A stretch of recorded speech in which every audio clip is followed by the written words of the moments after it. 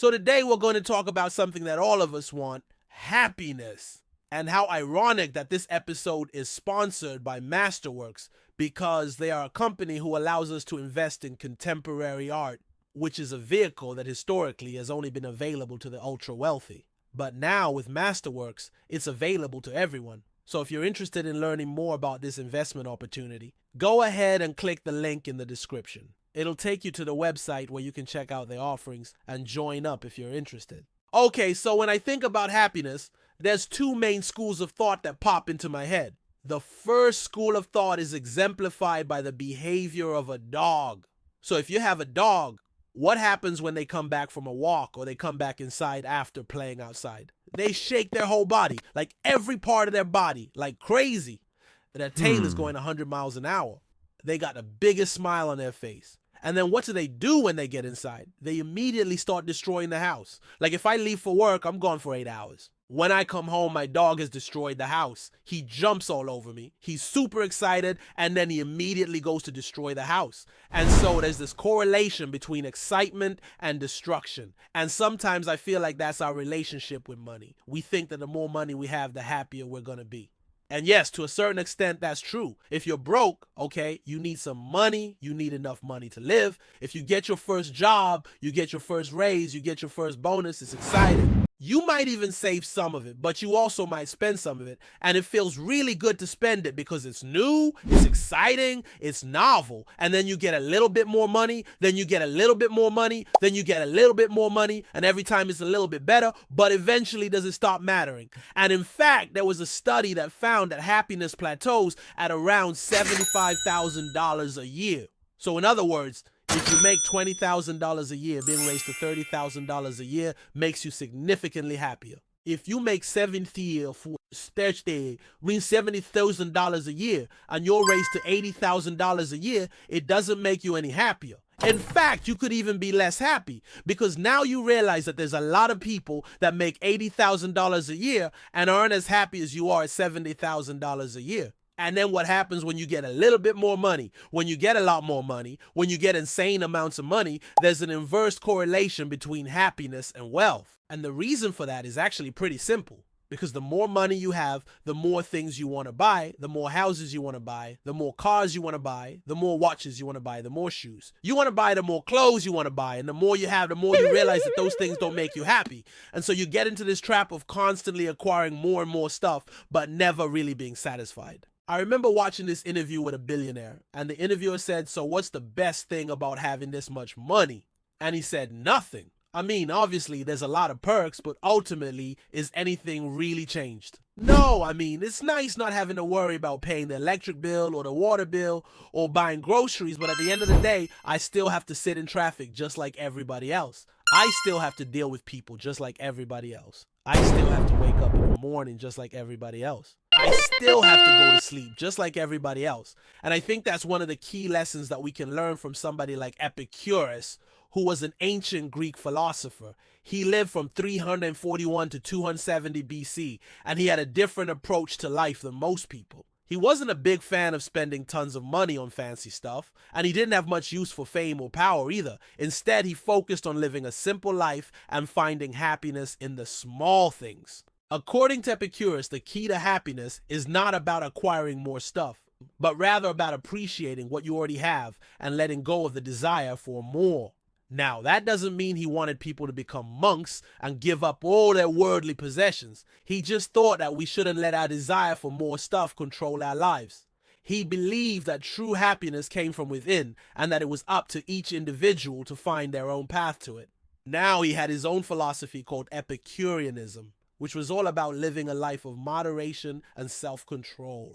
He taught that we should focus on the things that are in our control, like our thoughts and actions, and not worry about the things that are not in our control, like the weather or what other people think of us. Now, he wasn't saying that we shouldn't care about other people or that we shouldn't try to make the world a better place. He just thought that we should focus on our own happiness first, because we can't help others if we're not happy ourselves. He also believed that we should not waste our time chasing after money or fame or power, because those things don't really bring lasting happiness. He thought that a simple life with good friends and family was much better than a life of luxury and solitude. Another person who shared similar views was Buddha. Now, you may be familiar with him because of his teachings on Buddhism, but before he became Buddha, his name was Siddhartha Gautama, and he was born into royalty in what is now Nepal. Now, even though his father was the king, he didn't have a very privileged life because he was sheltered from the suffering that existed in the world. He lived in a palace and he was told to stay away from 4 sights: old people, sick people, dead people, and an ascetic. But one day he went on a chariot ride outside of the palace walls and he saw all these things that his father had been hiding from him. He saw sickness, he saw death, he saw old age, and he saw an ascetic. And this really bothered him because he was like, wait a second, like this is what life is actually about.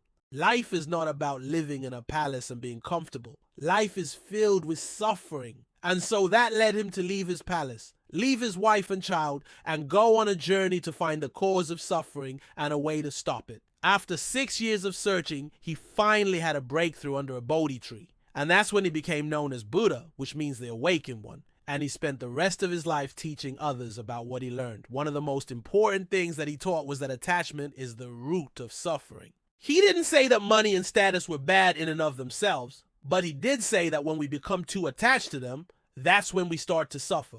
For example, if you're always worried about losing your money, or if you're always trying to get more money, then you're probably not going to be very happy. The same thing is true with status. If you're always trying to climb the corporate ladder, or if you're always trying to impress other people, then you're probably not going to be very happy either. The key, according to Buddha, is to learn how to let go of our attachments and to focus on the present moment. Now, that doesn't mean that we shouldn't plan for the future or that we shouldn't worry about the things that we need to worry about. It just means that we shouldn't let our thoughts about the future control our happiness in the present moment. Now, a lot of people see this as a call to abandon society, but Buddha didn't teach people to reject society. He taught people to not be attached to it. Here's what I mean. If you live in a community and that community provides you with a lot of value and you're able to give back to that community, then it would be foolish to abandon that community just because you've read some books. On the other hand, if you live in a community that's causing you a lot of harm, then it would be wise to remove yourself from that situation. What Buddha taught is that we shouldn't be attached to the outcomes of our actions. We should simply do our best and then let go of the results. This is a mindset that can help us reduce anxiety and worry, and it can also help us be more present and mindful in our everyday lives. Now, another person who had similar ideas to Epicurus and Buddha was Arthur Schopenhauer. He was a German philosopher who lived from 1788 to 1860, and he had a very unique perspective on happiness. He believed that the ultimate goal in life was to free ourselves from our own desires, and that we could achieve this by cultivating a mindset of non-attachment. According to Schopenhauer, our cravings and desires are the source of our unhappiness, and the more we try to satisfy them, the more we will suffer. To illustrate this idea, he used the metaphor of a man trying to grab smoke. No matter how hard he tries, he can never successfully grab the smoke because it slips through his fingers. Similarly, our desires are like smoke. The more we chase after them, the more elusive they become. Now, this doesn't mean that we shouldn't have any goals or aspirations. We can still strive for what we want, but we need to do so without becoming attached to the outcome. If we can learn to detach from our desires, then we can free ourselves from the suffering that they cause, and we can find true happiness. Now, this might sound like a radical idea, but it's actually something that many people have been able to achieve through meditation and mindfulness practices. By learning to observe our thoughts and feelings without judgment, we can begin to see that our happiness doesn't depend on the things that are outside of our control. And so whether you follow Epicurus, Buddha, Schopenhauer, or none of the above, the key to happiness might lie in our ability to embrace a mindset of non-attachment and to focus on the things that are in our control.